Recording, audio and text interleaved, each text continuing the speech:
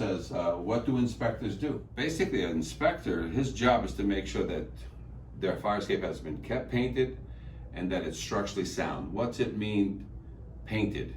Painted means that there can't be any loose paint, anything that can cut your hands or your feet.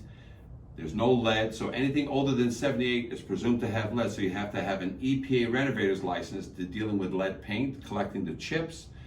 Otherwise, it's a $37,500 fine on that, okay?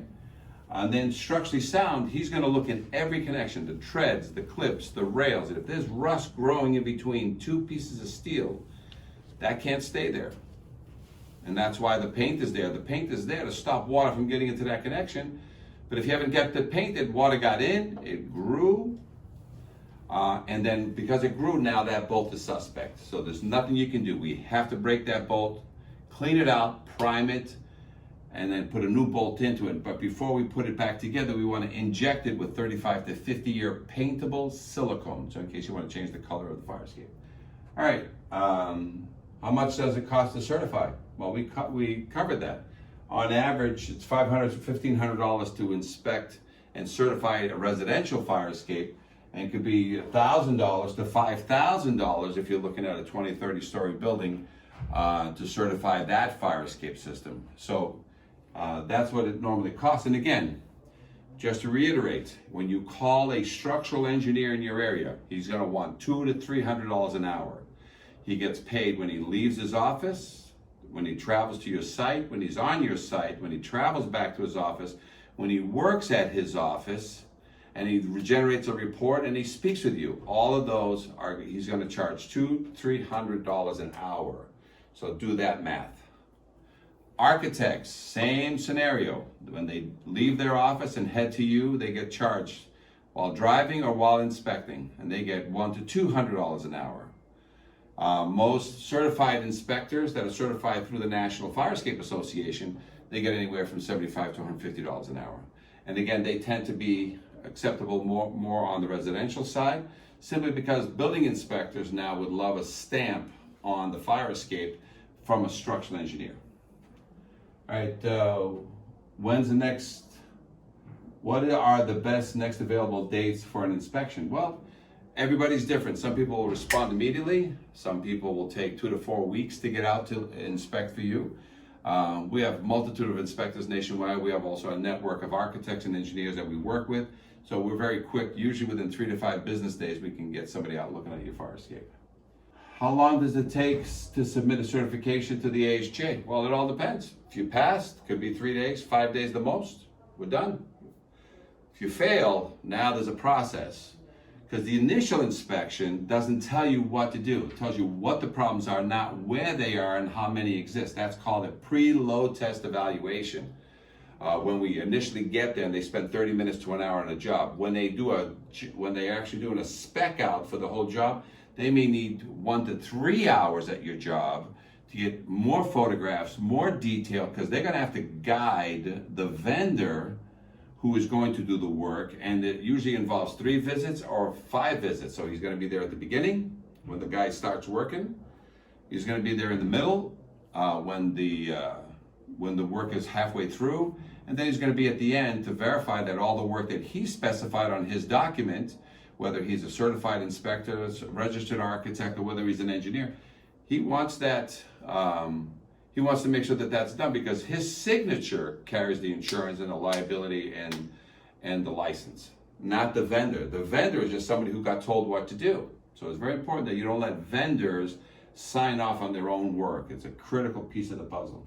It's not allowed by law. The insurance companies don't allow it anyway. So, but some guys get away because nobody questions it. So please, if you have an inspection, don't let that inspector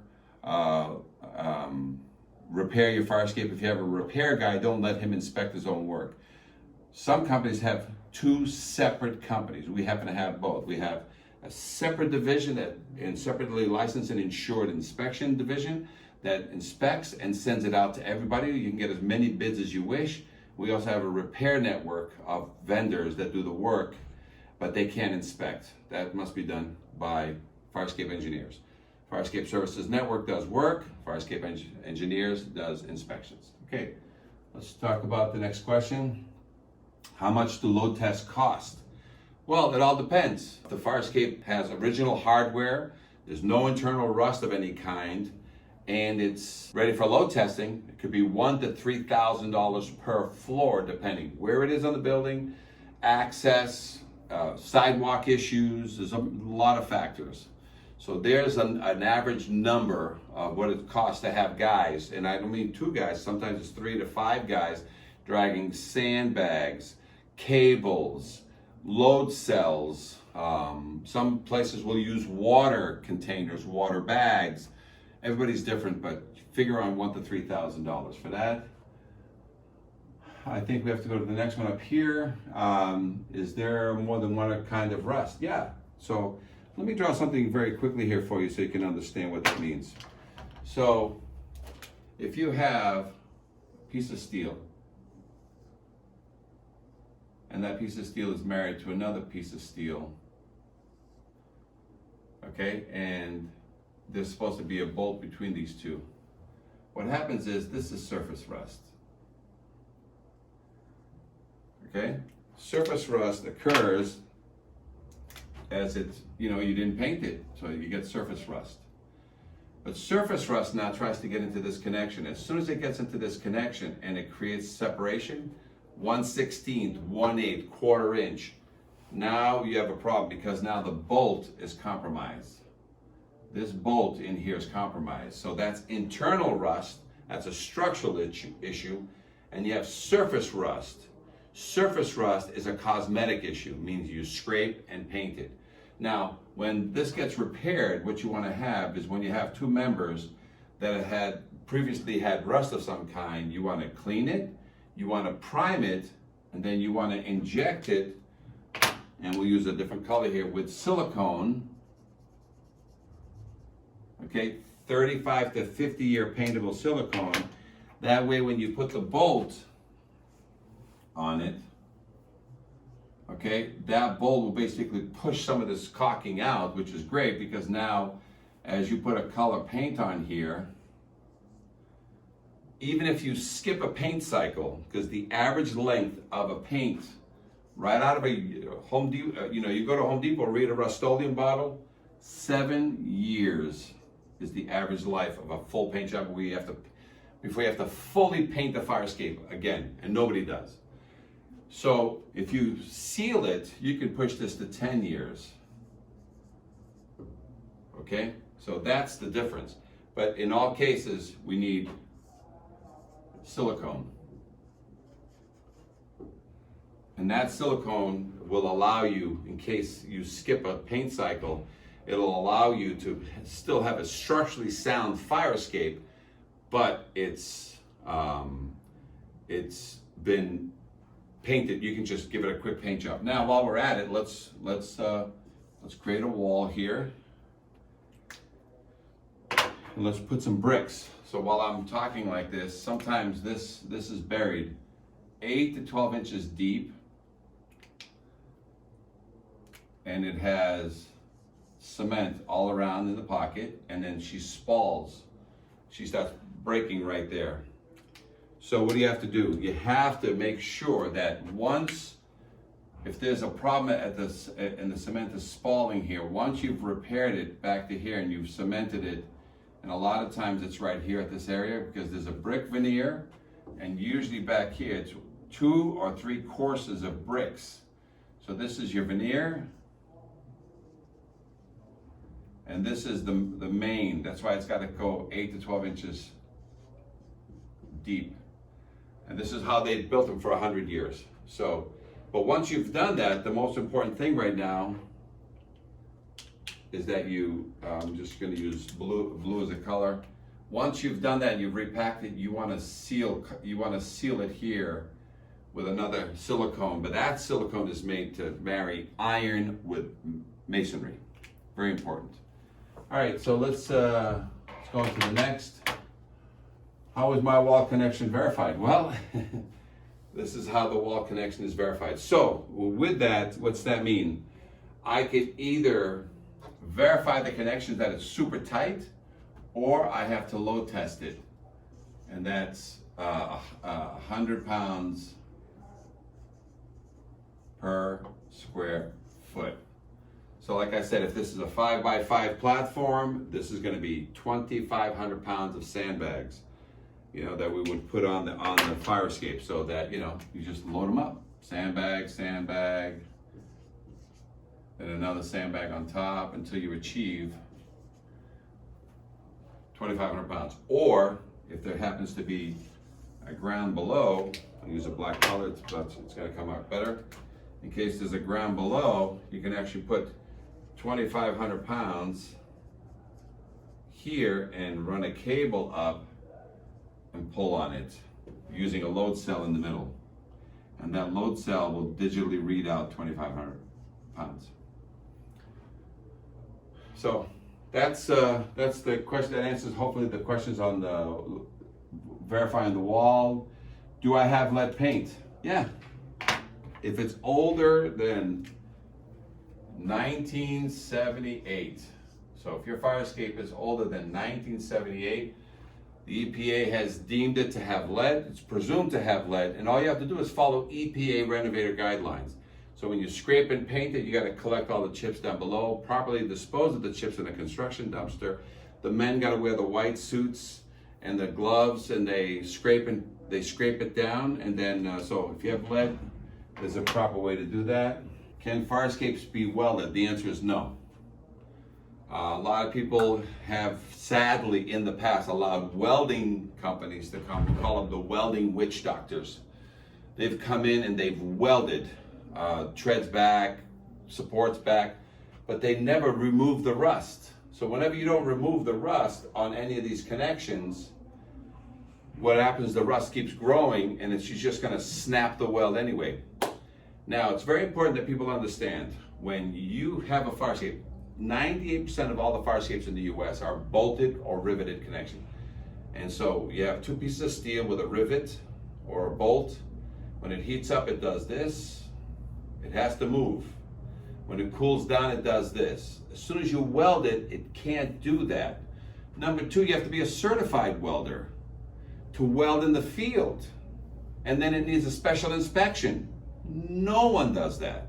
So what happens is you're getting into these fire escapes that were welded by guys who never had a training class on welding. They kind of know welding with a MIG welder or a stick welder back at the shop.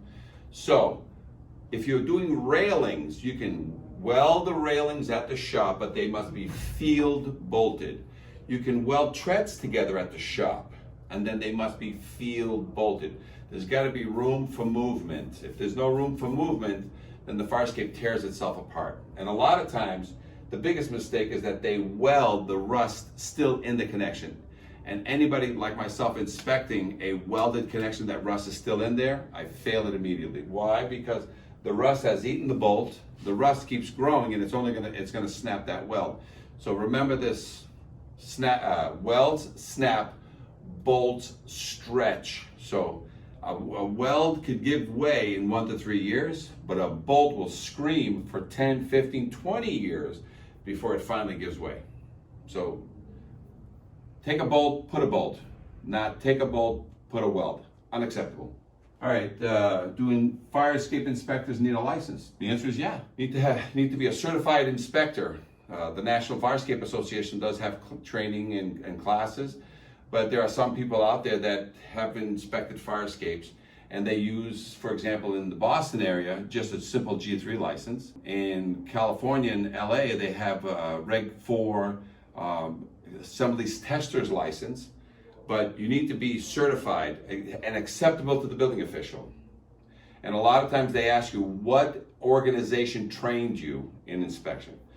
Architects are automatically acceptable because they're a design professional, and engineers can automatically inspect. But you have architects that are landscape architects. You have engineers that have never seen metal. They deal with dirt, for example. So again, by asking for a copy of a typical inspection, you may have all the information you need as to whether or not you want to use that person. So see examples of their work, call their references if need be. Also, check what their rates are, because some of these guys have never done it, but they want you to pay them for them to learn. All right, what's the next question? Does a repair vendor need a license to work on a fire escape? The answer is yes. A lot of vendors have an ornamental license, because a lot of times in order to pull a permit, you must have a license of some kind, so you have to have an ornamental license. So welding guys don't have ornamental licenses. So that's the kind of license they're talking about, okay? And they must have workers' comp and liability, because they're gonna be changing bolts and things can break and fall. So you do need a license to repair a fire escape, but you also need a license to inspect fire escapes, or certification. Architects and engineers are registered in the state that they're inspecting in. What's the next question? What insurances are required to inspect and repair my fire escape? Very good question. So, to inspect your fire escape, the architect, the engineer, or the certified inspector must have insurance specific to inspections. Okay, so what's that mean? He cannot be repairing fire escapes. He's an inspector. Does he need errors and omissions insurance? The answer is no. It's good to have. We have it, but not everybody carries it because it is very expensive in case something is missed. It's called errors and omissions insurance. But they should have liability insurance and workers' comp insurance, because an inspector they have been hurt on your fire escape. So if somebody comes out and they say, well, I don't carry any insurance, I'm going to inspect your fire escape. Well, he's stepping on something that could fall. So he better have workers' comp and liability, as a single man operation inspector. Vendors, it's the same thing. He now needs to have workers' comp, liability, and a license, because in some cases, he needs to pull a permit. Primarily when you penetrate walls, you gotta pull a permit. In some cases where it's minor repair, there is no permit, but the building official will decide whether or not a permit is needed. And that's why we interact with the city official on your behalf to see whether or not he's gonna request. Because don't forget, you may have a violation, but it came from fire. We have to interact with the building department in order to determine whether or not a permit's gonna be needed. All right, so scrolling down, I think we covered it pretty much on its entirety. As you can see, so it's an easy website for you to go to. Click on the left side over there on the menu. As you can see, you'll have full access. Scroll down, scroll to the top. I want to just show that schedule an inspector. You don't have to click on, just leave it alone. Schedule an inspector, certification or load test, repairs and replacement, codes. So let's click on codes, and then we'll check out fire escape news, and then that'll be the conclusion of today's piece.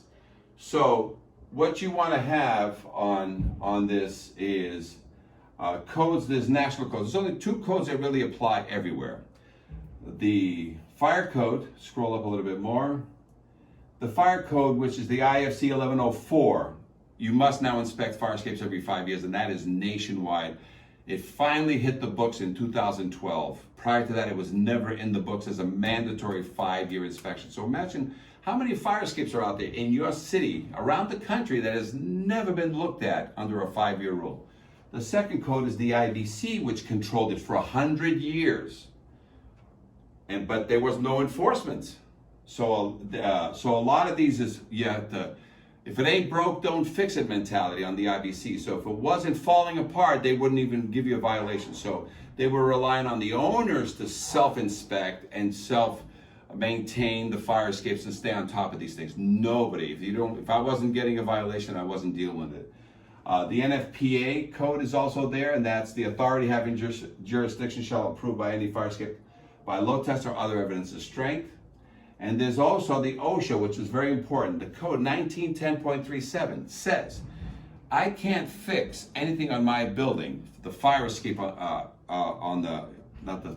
the windows, the wall, anything where I would access the fire escape to fix something, because if that fire escape platform is not certified while I'm repairing, checking for sprinkler systems or doing testing of any kind, OSHA says you must have a working platform that is certified.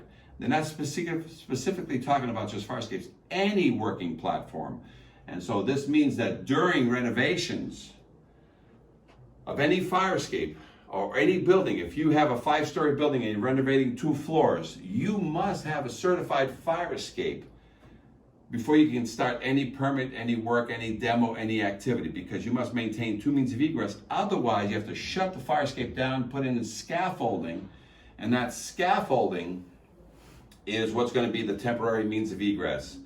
Otherwise, fire escapes are the first thing you fix, not the last thing you fix on a fire escape, because should anybody get hurt during an evacuation of any kind, on a non-certified fire escape that you are repairing, you're in violation of OSHA code 1910.37, okay?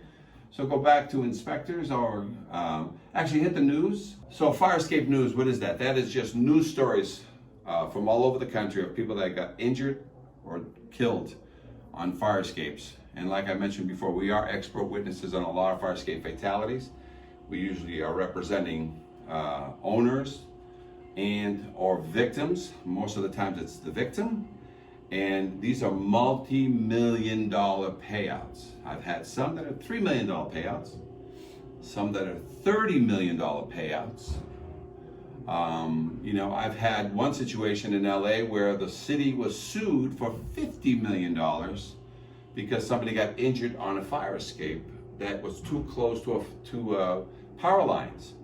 That was reduced down to $30 million because we represented the city on that particular case. Okay, so just be aware. There's a lot of stories out there of people who were hurt, injured, and whenever somebody gets hurt on a non-certified fire escape, the liability is all there. So let's go back to the main page. I hope this was informative. I hope you have gotten all the information you need. Feel free to browse the page yourself. Go to the National Fire Escape Association. You mind popping up the National Fire Escape Association.org? So we also teach a class nationwide. I'm the founder of the National Fire Escape Association, and we do teach the only 6-hour continuing ed class to fire officials and building officials nationwide. And so what you want to do is you want to go to our website, nationalfireescapeassociation.org. Click on seminars. And this is if you really want to get really deep into this stuff and you want to learn a little bit more. All the videos, as you can see, San Fran, Oakland, Toledo, Massachusetts, Ohio, Pennsylvania. So I have taught from Maine to Florida, Chicago to Texas, Seattle to San Diego. And a lot of the seminars are here. It's free. You don't have to register or anything. So if you really want to know what the city officials are learning now and what the building officials are learning now, these are the classes. And as I mentioned before, a lot of them could be anywhere from 2 to 6 hour long continuing ed classes that we provide free of charge nationwide to protect fire escapes. So thanks again for checking out our video. This is, we're going to try to fix fire escapes and save lives one fire escape at a time. But welcome to Fire Escape Engineers, and hopefully this is informative. Give us a call, 800-649-3333 if you have any further questions, or if you'd like to schedule a seminar for you and your group. Thank you.